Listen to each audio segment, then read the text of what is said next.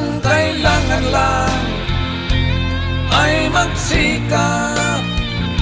Mahirap man ngunit kaya nating lahat.